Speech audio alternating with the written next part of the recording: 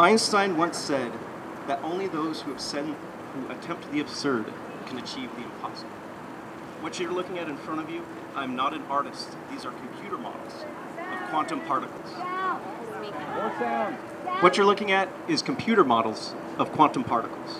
Until last year, it was thought that creating a 3D model that runs real time in a computer was impossible. I've proved them wrong. These images are screenshots.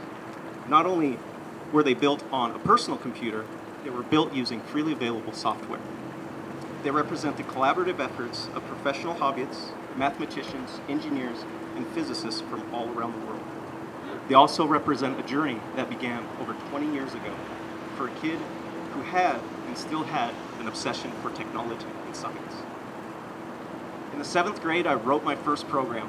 By the 8th grade, I was using the then nascent internet, which manifested as dial-up bulletin board systems. And in high school, I was in advanced electronics, building circuits and networks.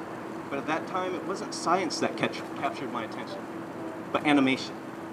I decided to become a Disney animator and was accepted to Gonzaga University and began studying computer science. Being from a family of modest means, I had to be creative on how to pay for school, so I also joined ROTC. And in 2000, I graduated from Gonzaga with a degree in computer science and a commission as a second lieutenant in the Signal Corps of the U.S. Army. But the Army had other plans for me, and soon I found myself actually on loan to the Field Artillery. And after a brief stint at Ranger School, I found myself a paratrooper in the 82nd Airborne.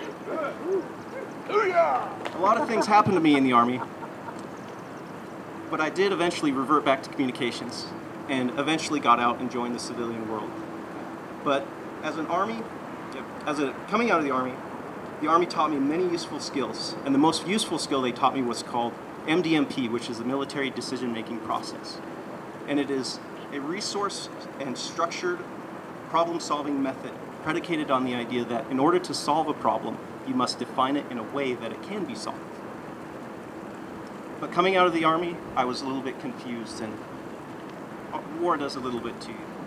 So I went and moved to California and began working for Rockwell Collins doing cabin systems. I first started doing commercial aircraft, and then I moved on to private jets. I worked on Oprah Winfrey, Michael Dell, and George Lucas's airplanes. It sounds exciting, but it wasn't very fulfilling for me. So I moved back to Seattle thinking a change of scenery is what I needed. I worked for another aerospace industry for about 3 years, and again, I didn't find any satisfaction. So I decided to simplify my life, and I moved north to Bellingham, Washington to open a climbing gym. And it was then that my business partner introduced me to a program called Google SketchUp. I was hooked immediately. I'd found a passion that I left when I was a little kid, and that I went to school for to learn. I began building computer models of potential building sites, and I was using the models for cost projections, and eventually I began using them for permitting with the city. I also began entering online animation contests, and then I realized Google SketchUp isn't a modeling program, it's a calculator. And so I began looking at quantum models and quantum particles. The challenge of complexity interested me, but there was something more to it that drew me. And I'd always been a physics hobbyist as long as I could remember, but something else about physics captured my attention. And as a combat veteran, I'd seen firsthand the world's illnesses, its dependence on inefficient energy, and the dwindling hope in the future that we were promised in the Jetsons. And in the immortal words of Indiana Jones, the solution presented itself.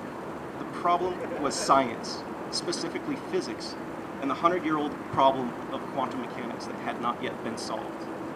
What was missing in my life was how do I contribute to making this world a better place? And so I set to work. My graphing calculator, I couldn't fix it all, but I could contribute with the tools that I had available. And so I began to set up the second part of the problem-solving process, create a common operating picture. I realized early on in my studies that things at the quantum level aren't more complicated, they're less complicated. And all of the weirdness that we associate with quantum particles is not because they're unimaginably complex, it's because they're unimaginably simple. And it is that simplicity that introduces its weirdness. And so where do I begin? I began at the beginning with the small and simple. How do lower dimensions aggregate? into more complicated things. What are fields and why are they at right angles to each other? And how do you create that in a computer? And so I began with a simple omnidirectional wave generator. Very simple thing. It made a three-dimensional sphere of vectors. But I kept working and I kept digging, but I reached the limit of what I could accomplish on my own.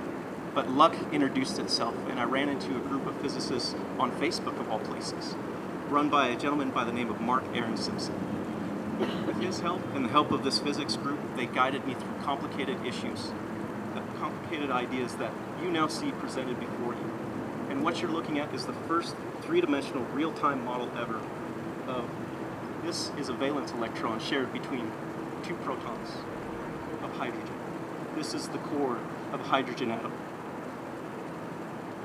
Off to my right you see orbitals, and this is the electromagnetic field emitted from a proton.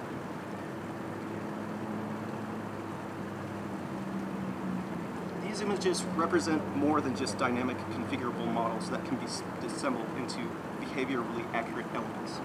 They represent a new way to look at and solve quantum riddles, ways to share our reality, and hopefully to bring new technologies that will guide us into the future.